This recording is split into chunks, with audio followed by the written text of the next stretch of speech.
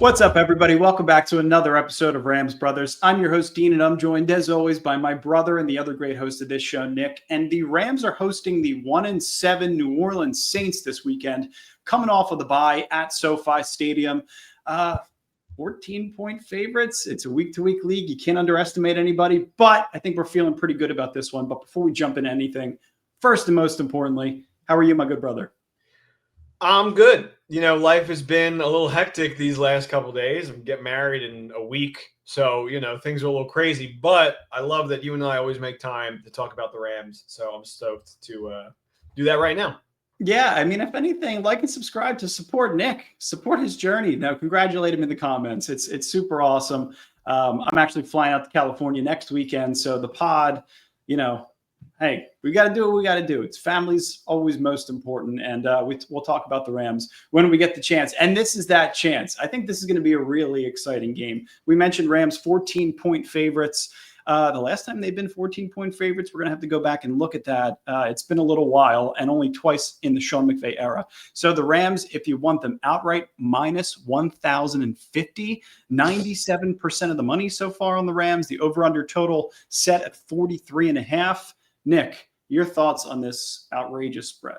Well, that just screams trap. Everything about that screams trap. I feel like people are probably just tossing that Rams minus 1,050 into a money line parlay and being like, well, that'll definitely hit.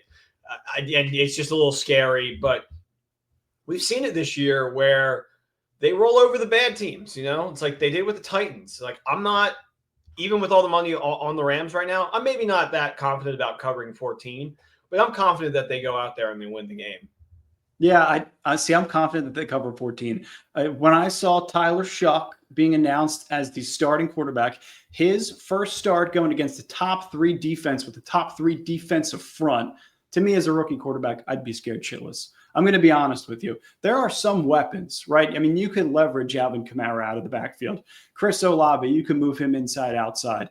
Obviously, Juwan Jennings is a veteran pass catcher. Rashid Shaheed is the guy who could take the top off. So there's weapons there. At least there's something that Tyler Shuck could work with.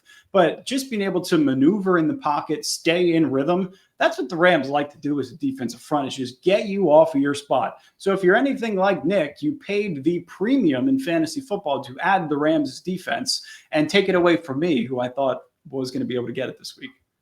No, yeah. I mean, I just think they are going to feast. You do, like, sometimes you have to worry. It's kind of like the new coach theory. It's like when they fire a head coach and then like some interim guy comes in. Jackson Dart this year had his first start and beat the Chargers outright in that game.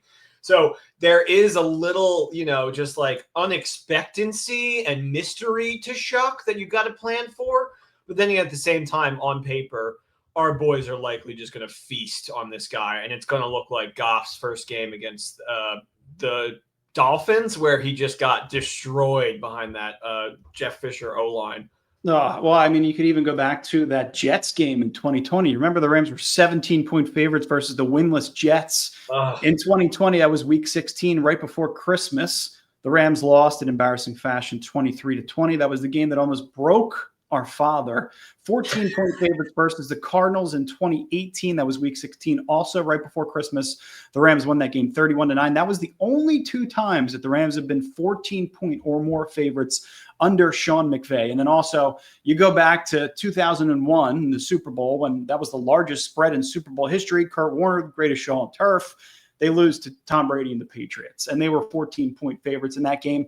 And they weren't 14-point favorites again for 15 years. So this is kind of something special. The Saints, obviously, there's history there. We know the famous no call, put that ass in a Waffle House frying pan, Nickel Roby Coleman, Jared Goff, Greg Zerlin, the NFC Championship, 57-yard field goal sends us to the Super Bowl. But this is a different Saints team. This is a Tyler Shuck-led Saints team. And coming off of what you dealt with Drew Brees, Nick, you can go through the names that are listed on the back of this jersey. It's insane. Yeah, Winston, Jeremiah, Hill, Book, Dalton. When did they have Dalton? Oh, yeah, I remember that. And then there was that famous Dalton pick six with the Cardinal guy, like, jumping over his head, it seemed like. Carr last year started off hot, and then Rattler came in, and then Rattler looked pretty bad this year. And now we're moving on to Shuck. Yep. And I think that one name that you may have missed was Trevor Simeon. Was that way back after Jameis Winston? I don't know. Regardless, I think Jared Verse is going to be really excited to see Tyler Shuck. And I think the rest of that defensive front is going to be as well. There's not a pass rusher on the Saints' defense as productive as Jared Verse or Byron Young. There's not a pass catcher on the Saints' roster as productive as Puka Nacua. And Kyron Williams, both as a pass catcher and as a running back, is having a superior year to Alvin Kamara. So all the head-to-head matchups favor the Rams. It's definitely going to be one of those games, Nick, where you're coming out of the bye. Do you start slow? Do you start, down 7-0 and then come all the way back and win 21-7? Who knows what it's going to look like, but they're going to win the game, right? I would have a lot of faith that that's going to happen at least. Yeah, I mean, I think they're a good pick if you're in like a suicide league where you have to pick a team just to win. I think the Rams are a safe bet, I would say. It's just, to me, I think the blueprint of how to beat us with like a little dinky quarterback was laid out by Mac Jones. And that's the only thing I worry about is if they're just going to dunk down the field with Kamara, who gets out in a little bit of space. Like, we should not be playing Shuck like he has the ability to throw it downfield at all. You know what I mean? Like, you have to worry about the middle of the field more so than anything else. So I think that they know that, though. I would be shocked if they, and even if they didn't know that, don't make adjustments. But I think no matter what, our guys are going to feast. I'll tell you what, I think they're pretty aware of it, right? I think they understood the vacancy when they lost to Kelly Witherspoon. Usually a guy that has really good games against the San Francisco 49ers. You saw the vacancy there. You saw Mac Jones just kind of pick apart the middle of the field. You trade for an inside-outside cornerback in Roger McCreary, and I thought the trade was really great considering that the fifth rounder that the Titans, I think, got back or sent over was the pick that was used for Ernest Jones. And then they got a sixth rounder going back to the Rams, and Tennessee moves on and adds draft capital in getting rid of Roger McCreary, who was on the fourth year of his rookie deal. But he played almost exclusively in the slot in the Titans secondary over the last couple of years. But he was an outside guy when he came out of the draft. So he has that inside-outside versatility. Sean McVay is very much aware of that. And I think this type of player comes into our system with Chris Shula and is immediately impactful. Oops, that's my fault. Immediately impactful, right? And the reason being is because you compare it to Tennessee's pass rush, and you look at an interior guy like Jeffrey Simmons, and you look on the outside and you got nothing that's comparable to Byron Young or Jared Verse, or even inside with Kobe Turner and Braden Fisk. The amount of depth and talent inside is going to disguise any vacancies in the secondary. You just have to have enough talent in the secondary to be able to have those two pieces kind of work off of one another. And I think that now with Roger McCreary, you 100% have that. So if there's any game plan to focus on things up the middle, you have the versatility with Quentin Lake. You have it now with Roger McCreary. I have confidence both in the guys in the secondary and the guys in the front that they're going to take care of business in this game. Yeah, I think McCreary never stood out to me in terms of, when we played them. And that was, to be completely honest, the only Titans game I watched this season. I'm not like sitting down watching Titans film.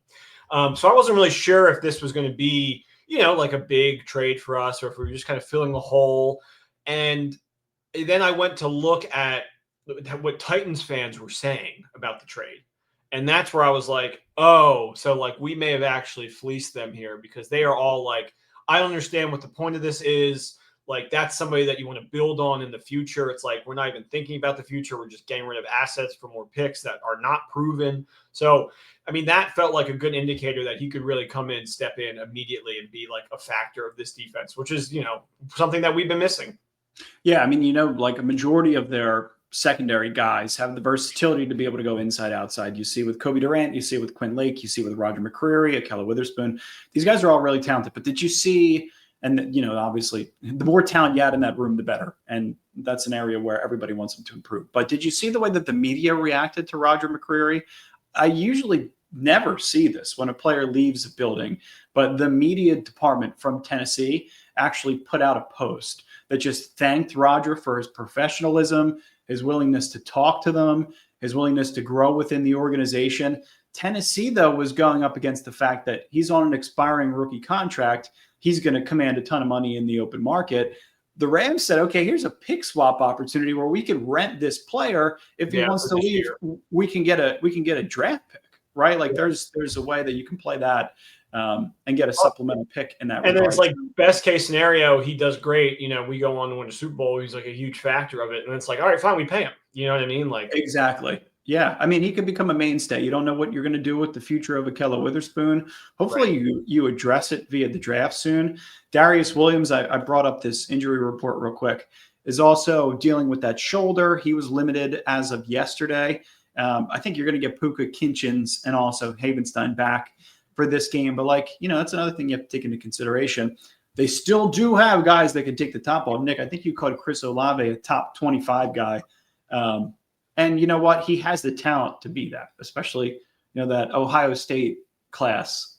Just the last 5 or 6 have just been outrageously good. It's going to be a tough week for him. I don't think he's going to be getting the ball that much just from Shuck. I don't know if he's going to be able to find him, but I think he's a top tier guy. I think Kamara this week is going to be the one who's going to be getting the majority of the touches on this offense. And I feel like that's a really good person to start. But yeah, I mean, with Rattler, he was finding them. There were a couple games where he would blow off. He had a couple touchdowns, but it took him a while to get there.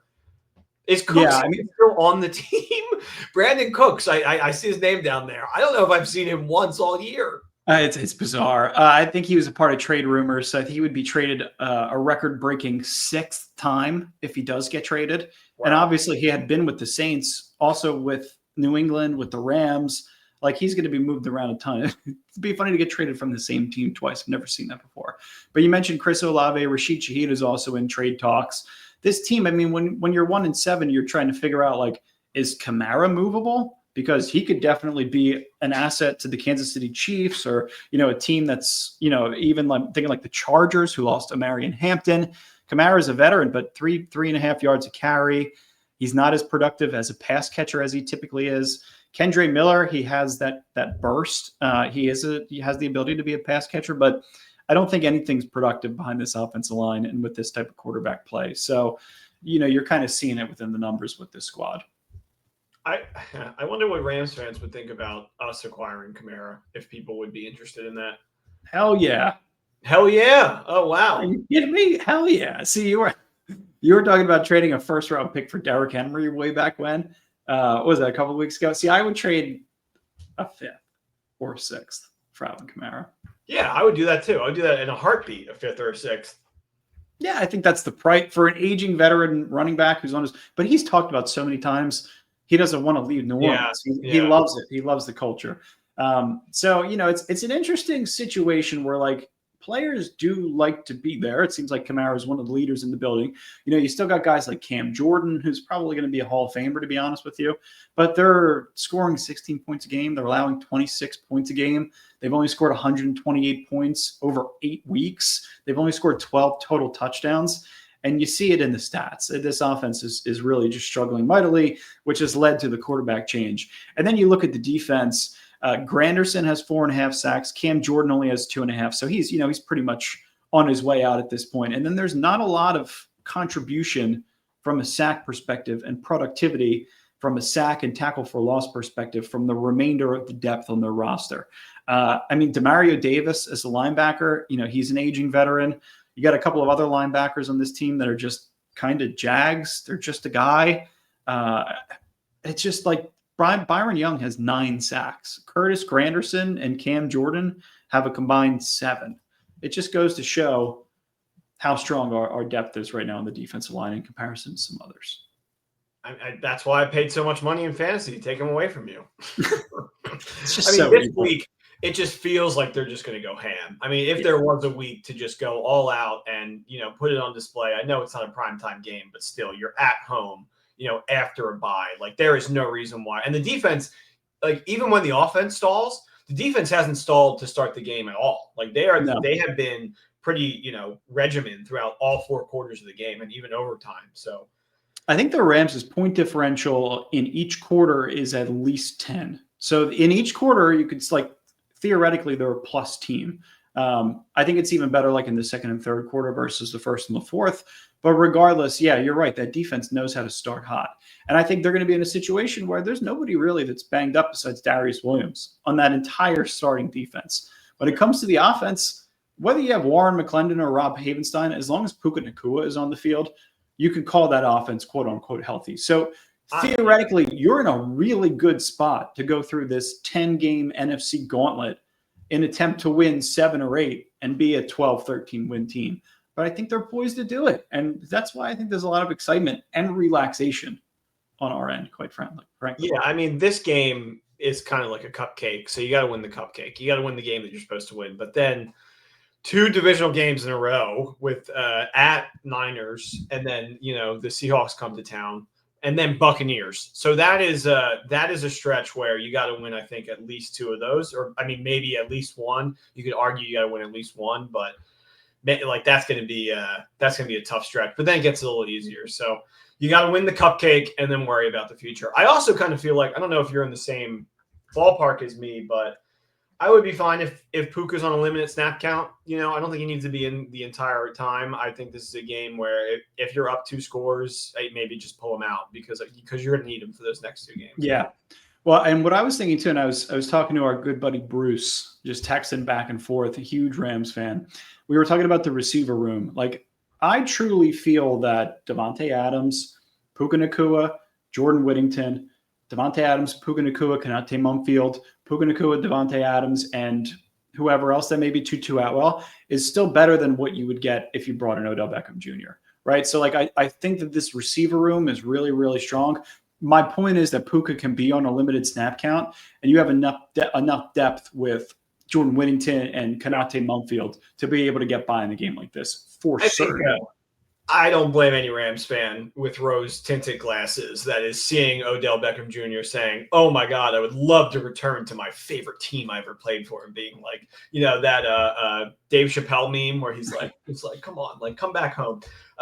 This doesn't seem like something. And also, like, the Rams don't just make like those type of reunion calls. Like, that's like, there are teams that will do that. Like, I like the Eagles will sign like Gainwell back if he gets dumped by the Steelers, just to be like, "Oh, well, he's the giant killer. He's been our guy." The Rams organization. No, that's Boston Scott. Oh, Boston Scott. Yeah, Boston you're right. Scott. Sorry. Yeah. But like, they dumped Puka. They shipped off Goff. They dumped Cup, not Puka. Not Puka. Yeah, I got you. Yeah. Like, they don't do that. They're not the team that's going to be like, "Yeah, come back here. Like, we're going to accept you with open arms." That's not who they are. I don't see them doing that. No, and the problem with bringing back Odell Beckham Jr. is he has to serve a 4-game suspension, and by the time that suspension is served, Tutu Atwell comes off of the injured reserve list, so it doesn't really make any sense. Yeah. So that's what we got. I mean, that's kind of the preview for this week. You're coming off of a bye week. You're healthy. You're 5-2. You're in command of the NFC West. I think Rams fans should be insanely excited, not only about what's going on right now, but about what could happen in the future in the next couple of years. This team is very much kind of, positioning themselves to not go all in this year. Like, there's a plan for the following years. It's not similar to 2021 where we're going to sign 3 players, we're going to F them picks, and then we're going to go win a Super Bowl. This is like, hey, we could get there now with the position that we're in, with the cap space we're in, with the draft capital, and we could also keep this sustainable for life after Matthew Stafford. So to me, it's just a moment to reflect and think to myself, wow, what a nice time it is to be a Rams fan. I don't even want to think about life after Matthew Stafford. I think he's got another year or 2 at this point. And you don't have to. Quite frankly, you don't have to. But you could always look like, hey, you do have an extra first-round pick coming up. Does Ty Simpson want to come learn for a year, win a Heisman Trophy, come learn under Matthew Stafford for a year, and then could be the successor? We could win a Super Bowl in the meantime. This team has that type of mindset. And, you hear it with, guys doing interviews like Quentin Lake. I just heard, I think he was on with Jake, where he was like, this team could cut me when I was a rookie. Like, they're cutthroat. They make those kind of decisions in the last second. And you've always talked about the Belichickian way. They know how to get business done. And I'm confident that in the move that they made with Roger McCreary and some of the other decisions that they're going to make in the next couple of days is going to position this roster for success for the last 10. Yeah. I feel so confident right now in this team, and I hope that we have just an easy feed up win. And, if it's a win like the Ravens win, where it's not feed up until the second half, fine. But like, as long as we get this win, and then we worry about San Francisco. Yep, exactly right. All right, I think it's time for everybody's favorite part of the week. You ready? Yeah, barely. Sorry, Deb. One more time. I know Deb hates that part. I'm sorry. Nick's abridged picks. It's been a tough week for me. I got a lot going on. Like I said, I'm getting married next week. Work's been crazy. So we have a quicker picks this week than usual. Don't worry. I still did my research, but we're going to take a bye from the theme song this week. The theme song writers, they needed a bye week. So it was so good last week that it carried over to this week. Yeah. I hope that doesn't turn the hashtag Nick heads and the hashtag Dean heads, but I can't control everything. So quick reminder, after last week, Nick's picks are 24-16. Dean's locks are 7-2. And I feel like I should deserve some credit here because Dean wanted to do Josh Allen first touchdown scorer, and I changed that to Josh Allen anytime touchdown scorer for him because then he would be 6-3 right now, but he's now officially 7-2 because of that change. So, Dean, who do you like this week? Considering I just traded for him in fantasy football, I'm going Kyren Williams 2 touchdowns. Oh, my God. So we're going back to what we did against San Francisco. Are they not going to be in the red zone 6 times in this game? I think it'll remind me, it'll be similar to that Titans game where Corum actually scored and Kyren did not. I think that's what we're going to see. Don't say that. No. This is Dean's locks. We need to keep the momentum going. Just made a huge trade in fantasy, 3-for-1 to get our boy. Kyren scoring 2 touchdowns this weekend. Absolute lock, slam, throw the key out the window. Slam. Last time he did that, he also fumbled at the goal line. All right, so Nick's picks. We're going to start it off right here. Panthers at Packers. Line is set at Panthers plus 13.5. What I like about this game is I think the Panthers just gave up halfway through. Dalton looked like he should just retire. I mean, that was one of the worst backup performances I've seen since the Rams played the Packers with a backup quarterback. I can't even remember his name, but Brett Rippon. Brett Rippon, thank you. It was like a game that was so winnable, and Brett Rippon went out there and did the Dalton-esque performance. Made me so mad. But no, I think the Panthers play up for Stroud. I think he spreads the ball out more. Dowdle has been looking fantastic, and the Packers, I think they play down to the team that they're playing, and I think everybody's going to be all over them because they just beat the Steelers, who I also don't really think are that good of a team. So I'm going to take Panthers plus 13.5 here. I think it's just too many points. I think the Panthers could actually be competitive and potentially win this game. I got one simple answer for you in this game, why the Panthers are going to cover. Bryce Young's healthy. Oh, I said Stroud. Yeah, Bryce. I kept calling him Stroud. Yeah. Well, I knew. Yeah, I knew what you meant. But yeah, I mean, you're getting Bryce Young back, and you don't have any Dalton. To me, that's enough to cover the spread. What do you got next? Yeah, I'm just all over the place today. I apologize. I call him Puka Cup. All right, 49ers at the Giants. Line is set at 9. Wait. You know why Nick is calling Puka Nacua Cooper Cup? Because he also snuck on our fantasy league and added Cooper Cup also. Another guy that I was going to add after I made the trade, but Nick has been one step ahead of me. Go ahead. I'm 2-5. I got to make moves or I'm going to be, I got like a 6% playoff chance. I actually just traded Lamar Jackson for Tyler Warren. So hopefully. Yeah, leave your thoughts in the comments about that trade. Insane. He's tight end number 1. You have Daniel Jones. Yeah, I got Jones. So, All right. Niners at the Giants. Line is set at Niners minus 2.5. We would love for the Giants to go out there and, have a low-scoring, ugly, gritty game against this Niners team and pull off the win. And I just do not see that happening at all. Their run defense, they spent all this money on the run defense, and it looks like eggs. It looks so bad. Saquon finally broke off last week against these Giants, and I think McCaffrey is just going to clean house against this Giants team. I think Niners minus 2.5 may even be worth a double bet because of how much I like it. But yeah, Niners minus 2.5. I would love it to be wrong here. I would be so happy to be wrong, but I just don't see a universe where they lose. That's fair. It's fair. I agree with you. That's a really tough game for the Giants. I don't expect them to be that competitive in that game, especially losing Cam Scatterbo. But they are at home, or Scatterbo, but they're at home. So we'll see what happens. Yeah. And then moving on, Colts at Steelers. And I think the smart money move here is to take the Steelers because we've just watched them twice on primetime, but I don't care. Colts -3 all day and over 50.5. I don't know why the line, why the gamblers or the number makers are not respecting the Colts yet. But like, what do the Steelers have to do to prove to you that they're not a good team?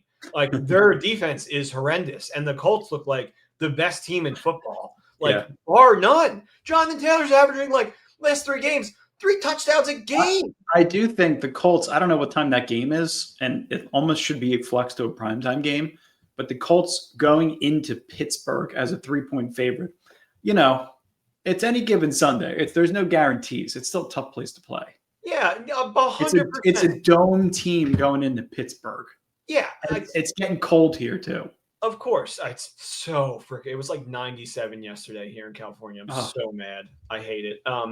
But I just think that this is a very disrespectful line for the Colts, who have proven week in and week out that they're really good. And I feel like it's actually a good time to buy Colts stock at this point, and which is crazy because they're 7-1. They remind me of that second season Rams where we went like 7-0 and then we faced the Saints and we got our first loss.